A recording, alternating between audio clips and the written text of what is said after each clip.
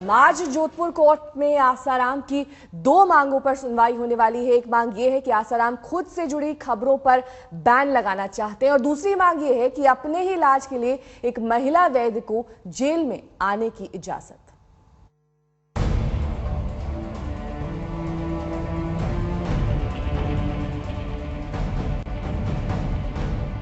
ऊपर से नीचे तक भगवा साफा, हाथों में दस्तावेजों का पुलिंदा। आप जिस चेहरे को देख रहे हैं वो आसाराम की वैद्य हैं। नाम है नीता। आसाराम ने जेल में इन्हीं से खुद का इलाज करवाने के लिए कोर्ट से इजाजत मांगी है। आसाराम और इनका दोनों का ही दावा है कि पिछले लंबे समय से इन्होंने ही इलाज किया है। यौन शोषण के केस में फंसे आसाराम ने जोधपुर अदालत से ये अपील की है कि उन्हें न्यूरो की गंभीर बीमारी है। उन्होंने अपनी अर्जी में लिखा है, मुझे कई बरसों से त्रिनाड़ी शूल नाम की गंभीर बीमारी है। लंबे वक्त से इसका इलाज नीता वैद्य कर रही हैं। अब जेल में भी ये इजाजत दी जाए कि वो आकर मेरा इलाज करें। इसके लिए 2 घंटे लगते हैं। उन्हें इतना वक्त रुकने की भी इजाजत दी जाए। जागरण होता है, मुसाफिरी होती है, तो ये शूटिंग पेन होता है और ये पेन प्रसूति की पीड़ा से मैं उनको पूर्ण विश्रांति और एक न्यूरोलॉजिस्ट के साथ संपर्क ये हो जाए तो बहुत अच्छा है। तो ये आवश्यक खाने में क्या लेके आए हैं? न्यूरोलॉजिस्ट आराम से भाई, आराम से। नीता वैद्य ने कोर्ट को भी आसाराम की बीमारी से जुड़े दस्तावेज सौंप दिए हैं।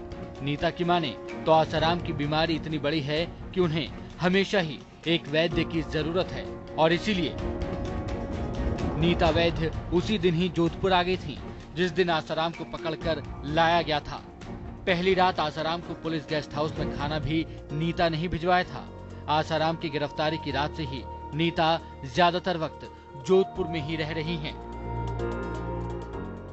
हालांकि आसाराम की बीमारी जानने के लिए गठित मेडिकल बोर्ड का कहना है कि उन्हें कोई गंभीर बीमारी नहीं है। आज जोधपुर की अदालत में इसी बात की सुनवाई होनी है कि आसाराम को अलग से वैद्य की जरूरत है या नहीं। अगर है तो क्या नीता वैद्य को मिलेगी आसाराम के इलाज की इजाजत। जयपुर से शरद कुमार के साथ आज तक ब्यूरो। यौन उत्पीड़न के आरोप में फंसे आसाराम का कहना है कि उन्हें एक गंभीर न्यूरो बीमारी है जिसका इलाज आयुर्वेद तरीके से ही हो रहा है। आसाराम अपनी इस बीमारी को त्रिनाड़ी शूल कहते हैं।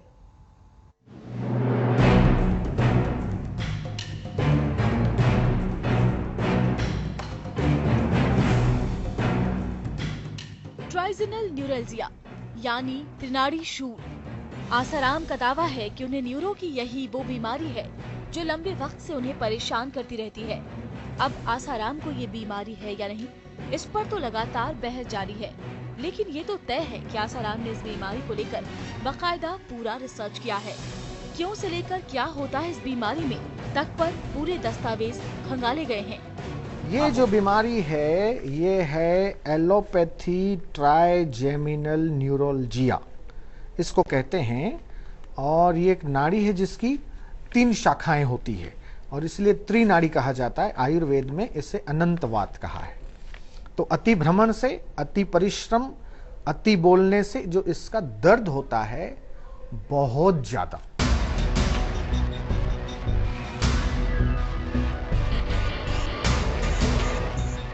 लेकिन आसाराम के पुराने राजदारों की माने तो बीमारी कुछ नहीं है, ये अफीम की लत है जो उन्हें जेल में परेशान कर रही है। ऐसे ही एक राजदार हैं अमृत प्रजापति। यहाँ तक मेरा अनुमान है क्योंकि ये जो अफीम के जो आदी हो गए हैं तो उनको अफीम के बिना चैन नहीं पड़ता होगा। अब वो बेचैन है तो फिर ये तो जरूरी है।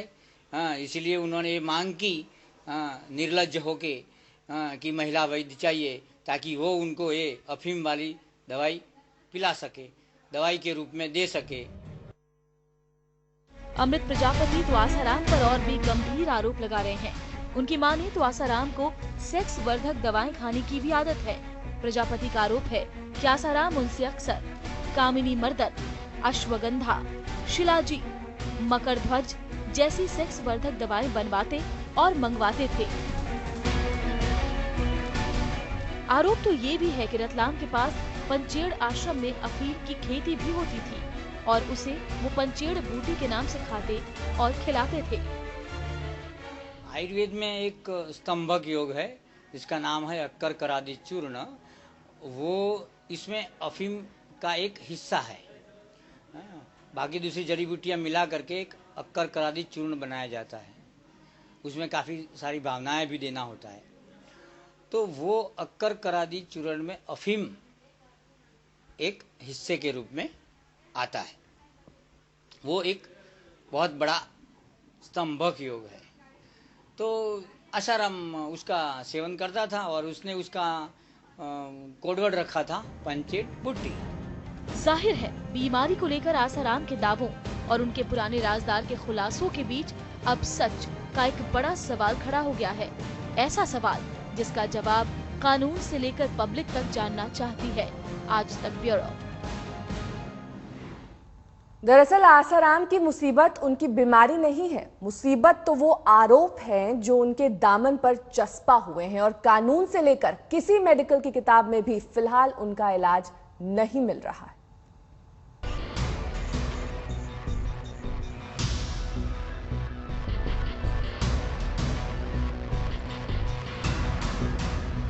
अति हो गई, परेशानी की जुल्म की अति हो गई। परेशानी और जुल्म की अति हो गई। यौन उत्पीड़न के आरोप, डराने धमकाने के आरोप। जिस तरह से आसाराम बापू पर आरोपों की झड़ी लगती जा रही है, ऐसा लगता है कि उनकी परेशानियां तो अभी शुरू हुई हैं। कानूनी शिकंजे से खुद को बचाने के लिए आसाराम ने दांव पेच में माहिर राम जेठमलानी को जिम्मा सौंपा। वो आए, अपने दांव भी दिखाए, लेकिन हो कुछ भी नहीं पाया। यौन उत्पीड़न के आरोप में फंसे आसाराम की तकदीर में कम से कम 30 सितंबर तक की रातें लिखी हैं। पहले जिला कोर्ट ने और फिर हाई कोर्ट ने आसाराम को जमानत देने से मना कर दिया। हमारे को जो भी जानकारियां चाहिए थी हमने हूबहू उनको अक्षर बता दी थी। उसके बाद में 15 मिनट का गैप राम जेठमलानी जी ने आगे क्या आर्ग्यूमेंट करना है इसके लिए लिया था। उसके बाद में अल्टीमेटली उन्होंने 1 अक्टूबर के लिए एडजॉर्नमेंट मांगा, जो माननीय न्यायालय ने उसको ग्रांट कर दिया। आसाराम पर आईपीसी की धारा 376 यानी यौन उत्पीड़न, धारा 342 यानी जबरन बंधक बनाकर रखना, धारा 506 यानी जान से मारने की धमकी देना और पॉस्को यानी protection of children against sexual offence के तहत मामला दर्ज हुआ है। एक तो पहले से ही इतने संगीन आरोप थे, उस पर से अब कुछ सेवादारों के नाम पर पीड़ित परिवार को धमकाने का नया केस बन गया। पीड़िता के पिता हैं, उन्होंने मुझे ये जाहिर किया कि उनको बार बार धमकियां मिल रही है और उसी धमकी के क्रम में उन्होंने एक ऑडियो मेरे मेल आईडी पर मेल किया और उन्होंने उस मेल आईडी को जब मैंने चेक किया तो उस मेल आईडी के अंदर जो ऑडियो आया है उस ऑडियो में स्पष्ट रूप से ये उल्लिखित किया गया है कि किस प्रकार से आसाराम को बचाने के लिए और गवाह को डराने व धमकाने के लिए ये जो सेवादार और अन्य जो लोग हैं वो धमकियां दे रहे हैं। मतलब साफ है कि आसाराम मुसीबतों के ऐसे जाल में फंस गए हैं जिससे निकल पाना इतना आसान नहीं दिख रहा है। आज तक ब्यूरो।